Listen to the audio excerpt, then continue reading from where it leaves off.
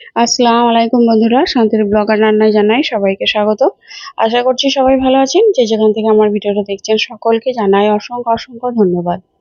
প্রতিদিনের মতো আবারও চলে এসেছি আপনাদের মাঝে আর একটা রেসিপি নিয়ে। আজকে আমি করে দেখাবো মাত্র দুটো উপকরণ দিয়ে আলু আর আটা দিয়ে একটা টিফিন রেসিপি। খুব ঝটপট হয়ে যাবে, আর এটা বাচ্চাদের স্কুলের টিফিনে সকালে ব্রেকফাস্টের জন্য এটা আপনারা তৈরি করে নিতে পারবেন। তো চলুন শুরু করি। আমি এখানে দুটো আলু সেদ্ধ করে নিয়েছি, আর আলুটাকে আমি একটা ম্যাশার দিয়ে ম্যাশ করে নেব। আপনারা চাইলে এটা গ্রেটার দিয়ে একটা গ্রেট করে নিতেও পারেন।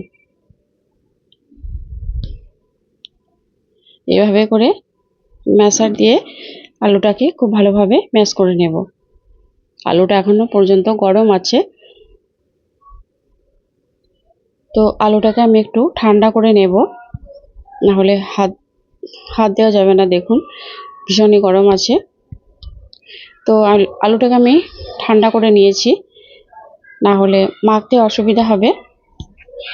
তো এরপর আমি আলুটাকে হাত দিয়ে খুব ভালোভাবে মেখে নিয়েছি।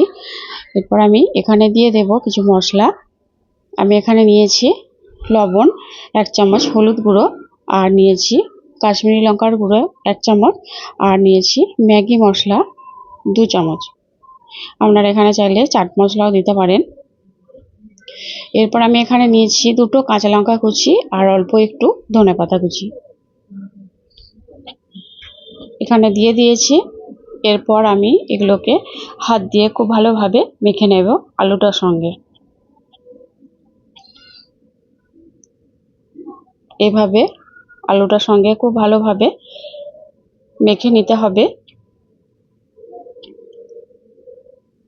বন্ধুরা, এই রেসিপিটা বাড়িতে থাকা মাত্র দুটো উপকরণ দিয়ে আপনারা এটা তৈরি করে নিতে পারবেন, আর খুব কম সময়ের মধ্যে এটা হয়ে যাবে, আর খেতেও দুর্দান্ত লাগে।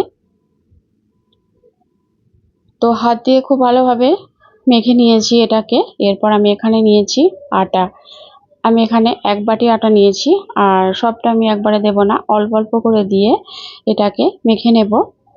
আর এটা একটা ডো তৈরি করে নেব, যেভাবে আমরা রুটি, লুচি, পরোটা ডো বানাই সেভাবে এটা একটা ডো তৈরি করে নেব। অল্প অল্প করে আটা দিয়ে এটাকে আমি মেখে নেব এইভাবে করে। আর আমি এখানে দুটো আলু নিয়েছি আমার প্রয়োজন অনুযায়ী।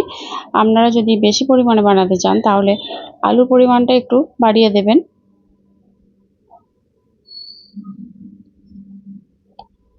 তো এইভাবে করে আমি আলু আর আটাটাকে খুব সুন্দর করে মেখে নিয়েছি দেখুন, আর এরকম একটা সফট ডো তৈরি করে নিয়েছি দেখুন। এরপর আমি এটাকে ছোট ছোট লেচি কেটে নেব, যেভাবে আমরা লুচি বানাই তার থেকে একটু বড় হবে লেচিগুলো দেখুন। সবগুলোকে একইভাবে লেচি কেটে নেব।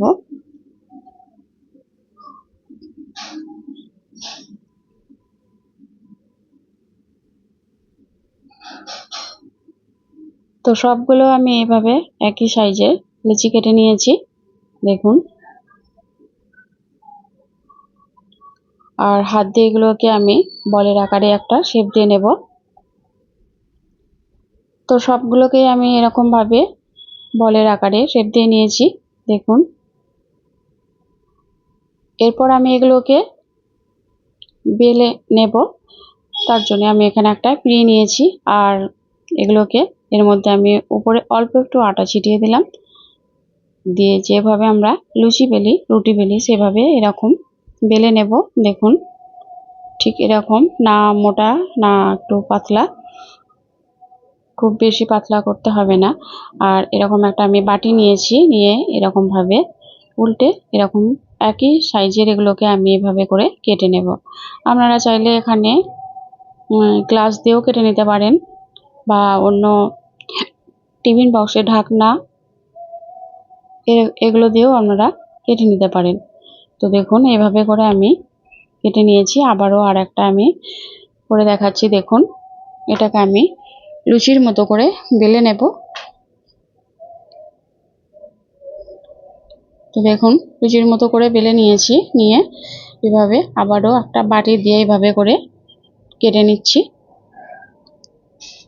দেখুন এগুলো এইভাবে করে কেটে নিলে একই সাইজের হবে আর দেখতেও ভালো লাগবে।